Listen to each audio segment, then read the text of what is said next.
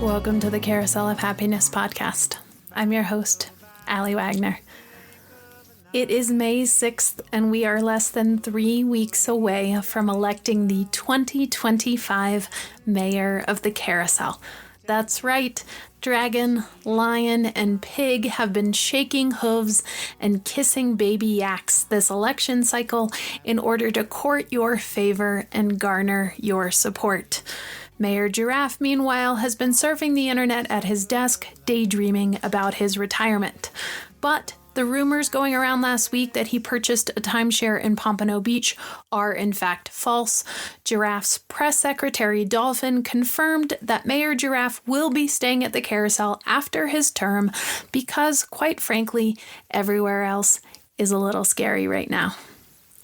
Amen. If you are just joining us, we are in the middle of an election of a special sort. In this election, there are no political parties. There are no lesser of two evils. There is only animals, silliness, and most regrettably, puns. But the puns are almost over as well, thankfully, and we need your help getting to the finish line. This mayoral election is a fundraiser for the Carousel, and each vote for mayor is $1. All of the money we raise between now and May 26th is 100% tax deductible and goes directly back into the Carousel to keep us spinning.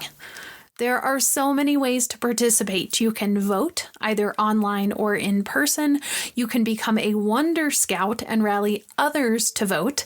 If you get 10 people to vote for the candidate of your choice, you get a free ride on the Carousel. If you get 20 people to vote, you get a free t-shirt. Or maybe you'd like to become a campaign partner.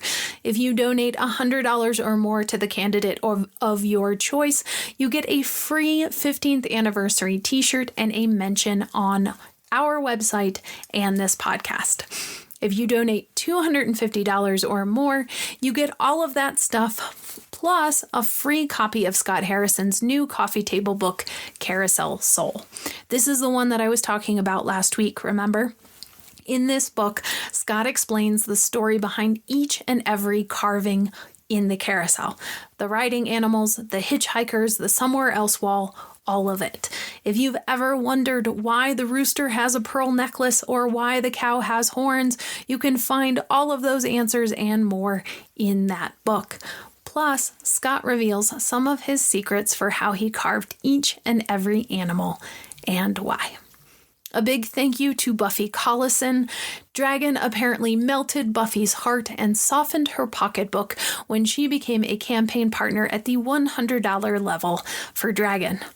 Not to be outdone, however, the Lion Camp responded, wooing one of the highest profile celebrity votes of this election cycle. That's right, Daryl Purpose, the singer-songwriter whose lovely voice you hear on this podcast's theme song, became a campaign partner at the $100 level for his main man, the Lion. Hakuna Matata, Daryl. Hakuna Matata. And big thanks to Pam Wagner, aka Gaga, Garth's mom, and my mother-in-law, who stuck her snoot out for Miss Piggy and sent in her check for the pig this week. Thank you. If you are listening to this podcast and are inspired to vote, let us know. Write it in the box on the online form or tell someone behind the desk when you vote in person. Let them know that you're voting specifically because you listen to this podcast, and I will mention your name here. It's really, truly fun to hear your name on a podcast. Just ask my mother-in-law. Speaking of the pig, is not looking too good for Miss Piggy right now. Lion has a commanding lead with 514 votes. Dragon is breathing down his neck with 358 votes. And our dear little piglet is bringing up the rear with 284 votes. And while the election might be ending on Memorial Day, we have a couple of celebratory events going on that week that I'd love to tell you about. Our 15th anniversary is this Memorial Day. 15 years ago, almost, Scott and his team of volunteers and donors and neighbors and friends and family gathered to celebrate the manifestation of a dream. A moment in time where, after 26 years of carving and 42 years of healing, Scott Harrison brought his dream of a carousel in a mountain meadow to life, and the Carousel of Happiness became real in real life. And on that day, 15 years ago, the carousel was dedicated to the memory of Christian Langenfeld and Paul Christmas, two Marines who served with Scott in Vietnam and who lost their lives the exact same day Scott was injured. From that opening day until now, each year on Memorial Day, we honor the human beings who died while serving in the U.S. military. The ceremony is open to everyone, and we gather in a circle around the carousel. At noon, taps are played and visitors are invited to remember a fallen veteran with a name or a quick story. Then we turn the carousel a few slow, silent, riderless turns before inviting surviving veterans up for a ride, and then we open the carousel up to the public. Veterans and their families are invited for coffee next door at the train cars after the ceremony. If you are in town and available, please join us on this very, very special Memorial Day. And then the Thursday after Memorial Day on May 29th, we'll celebrate our official 15th anniversary. We'll be offering free rides at the carousel from 5 p.m. to 7 p.m.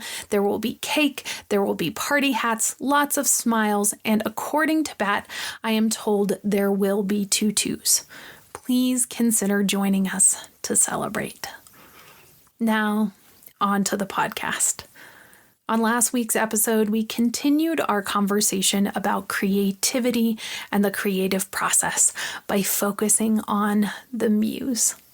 How do muses inspire creativity? Who was Scott's muse? On last week's episode, you met the twirling girl and the 9 other hitchhiker muses, the animals you see hitching a ride on the carousel in the wooden sweeps and metal supports just above the riding animals.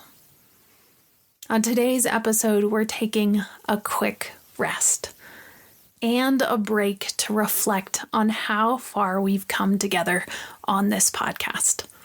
I'll tell you about a camping trip I'm planning, and we'll explore why it makes sense to celebrate what is on your way to what's next.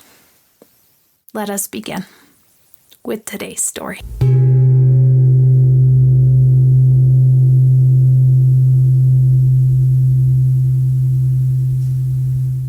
On October 24th, I arrived at the carousel for the very first time. It was for my job interview, and I met with Executive Director Melody Baumhover, now my boss, and Carousel Board Treasurer Lucy Strauss to convince them to hire me as the Carousel's new assistant director. But I did something in that interview that I've never done before. Instead of prepping answers for questions like, where do you see yourself in 5 years, and what are your strengths and weaknesses, I was inspired to show up to my interview a bit differently. What happened was I started to go through my interview prep, but in the process of answering one of those pretend questions in my mind, an idea popped in my head. A podcast. The Carousel of Happiness needed to have a podcast, and more importantly, they needed to hire me to do it for them. And as soon as that idea came to me, I couldn't shake it. I stopped prepping for the interview and stopped answering the pretend questions and instead started drafting an outline of what I thought a Carousel of Happiness podcast could look like and how I, uniquely as I am right now, could bring it to life. And, as is common in this place, I was encouraged to run with it, to make it my own, to put my own unique stamp on it. And 20 episodes later, here we are. This podcast has been downloaded 1,170 times over the last 4 months. Most of you have listened from the United States, although we have a tiny yet loyal following in Frankfurt, Germany, the United Kingdom, and Tokyo, Japan. Of our American listeners, Denver, Golden, and Boulder are our cities with the largest number of listeners. But we've also seen folks tune in from Brooklyn, New York, Las Vegas, Salt Lake City, Richmond, Virginia, and Seattle, Washington, just to name a few. And while the first 3 episodes about Scott remain our most popular episodes, we've got Jolie Wingerson, the Boulder-based animal communicator, Jess Osborne and her menagerie over at the Tale of Two Cities Animal Sanctuary, and carousel operator Bert Rashbaum competing for our most popular episode to date. But more than numbers are the stories we've experienced together. The people we've met, the places we've seen, the lessons we've learned. On a battlefield in Vietnam, we learned that sometimes our darkest moments lead to the ones with the most light. We learned how something alchemical seems to happen when we sit in the discomfort of what is, pushing through to what will be. That's what Rebecca Lynn did. When her daughter died of a fentanyl overdose, Rebecca chose to sit in the pain and discomfort and somehow push through. She now honors her daughter Sky's memory by offering life-changing community-based acupuncture to others at the Carousel twice a week through her AcuDetox program. Garth and I have become regulars on Friday afternoons from 12 to 1, but you can also swing by the Carousel on Monday evenings from 5 to 6. And Rebecca's not the only local you've met on the podcast. Remember Guy Pfeiffer and his Loverator, the whirly gig he specifically built to sit on top of the Carousel roof and spread love, peace, and joy with the wind. But we haven't just stayed in town, have we? Together on the podcast, we've taken field trips to the Warrior Story Field in Longmont, where we met Robert Bellows and his veteran collaborators who have been working on 2 massive metal sculptures, an 16-foot dragon and an 18-foot phoenix. And we visited Boulder County Open Space Ranger Kevin Grady and his miracle dog, Dottie. Remember Dottie? She and Kevin taught us so much about the power of unconditional love, confidence, and being in the present moment. The healing relationship between humans and animals remains the most popular topic on this show thus far. You loved hearing about what animals really want humans to know from animal communicator Jolie Wingerson. And in addition to Miss Dottie, you met Bolton and Berlin, our piggy friends down at the Tale of Two Cities Animal Sanctuary, as well as their baby yak sister Tally and the sneaky Darwin, the Great Dane Pyrenees mix, who wants so badly to get out of the house and play that he requires an elaborate locking system in the house.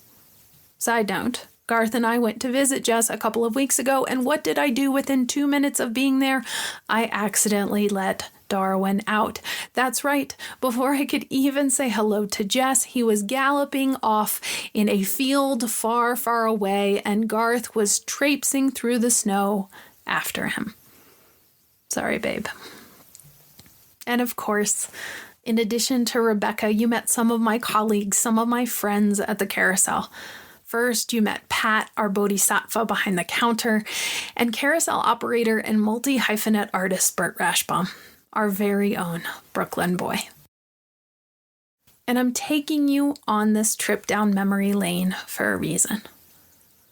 This life, if we are blessed, is long. There will always be something to do or want or achieve. But what I want us to get better at, what I want to get better at, is celebrating the moments along the way. The joy truly is in the journey. We are eternal beings whose lives are comprised of a series of moments, a series of episodes, if you will. And there's this tendency for us to constantly be pushing forward, to be constantly reaching for the next thing. And sometimes in doing so, we lose sight of what is. What is right now? What is plentiful? What is abundant? What is easy? What is fun? What is joyful? What is right now in front of you to savor and enjoy? Because in my personal experience, when I've given myself permission to celebrate what is and how far I've come, I'm better equipped for what's next. So next week, I'll be celebrating our first 20 episodes together with a solo camping trip. Whether I'm sleeping under the stars or riding my mountain bike, I commit to being present in a state of being, in a state of celebration, in a state of wonder, so that I might ready myself for what's next, so that I might ready myself for the next big idea. And I invite you to do the same. Next week, I will not be recording an episode, but I encourage you to find some way of celebrating where you are right now. Go for a walk, call a friend, take a nap, doodle, whatever calls to your heart, whatever calls to your soul. Because as we've seen time and time again on this podcast, the good ideas come to those who are ready, to those who are paying attention. If you are overworked, overwhelmed, overstimulated, you are not ready. You are not paying attention. But as we've seen time and time again on this podcast, you can always bring yourself back. It is never too late. Because we are and always will be in a state of becoming. We are never done, which means there is always time to reset. There is always time to reboot. So I'm going to head out into the woods and reboot. I invite you to do the same. And I'll see you back here on May 20th, ready for what's next. In the meantime, take care. Be well. And as we like to say at the Carousel of Happiness, don't delay joy. And we'll see you next time around. Beginnings and endings are only pretendings. I'll see you next time around.